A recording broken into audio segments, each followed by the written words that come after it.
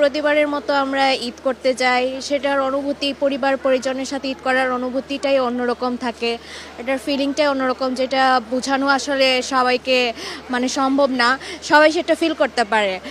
ঈদের ছুটিতে এতদিনের বন্ধ, সরকারি ছুটিতে সবাইকে নিয়ে একসাথে ঈদ করব, আসলে ভালোই লাগতেছে।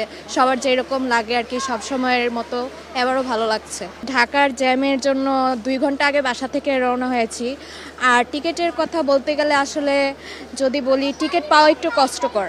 টিকিট আমাদের জন্য ঢাকা টু ব্রাহ্মণবাড়িয়া টিকিট পাওয়া সবসময়ই কষ্টকর। টিকিটের কালোবাজারি আসলে হয়, বলতে গেলে সত্যি কথা বলতে গেলে কালোবাজারিটা হয় সবসময়ের মতো, এবারও হয়েছে।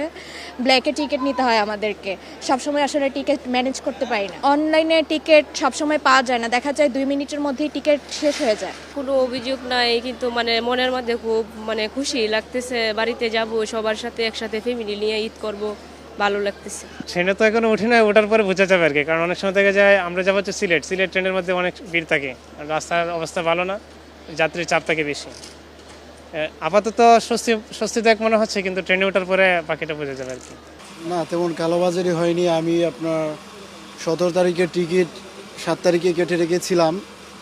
সো ঈদে আমার এটাই প্রথম যাত্রা, সো ভালো লাগতেছে। ঈদ যাত্রা খুবই আনন্দের। এইরকম কোনো কোনো আমরা ঝামেলায় পড়ি নাই, টিকিট কাটতেও এরকম কোনো সমস্যা হয়নি।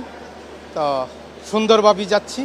তো অন্যান্য বছর অনুযায়ী এবার এই সময়টা একটু ঈদ যাত্রার ভিড়টা একটু কমই দেখতেছি।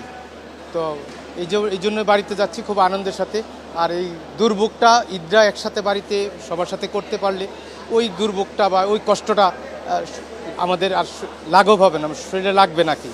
এই জন্য এই আনন্দটাকে ভাগাভাগি করে বাড়িতে যাচ্ছি সবার সাথে ঈদ করার জন্য। পরিবারে ঢাকাতে থাকে, আমি যাচ্ছি আমার বাড়িতে, যে অনেক দিন ধরে যাই না। তো এইবার ঈদটা বাড়িতে করবো, আমার মনটা চেয়েছিল, তাই আমি আমার ইচ্ছা পূরণ করার জন্য আমার বাড়িতে আমার সবার জন্য ঈদ করার জন্য যাচ্ছি।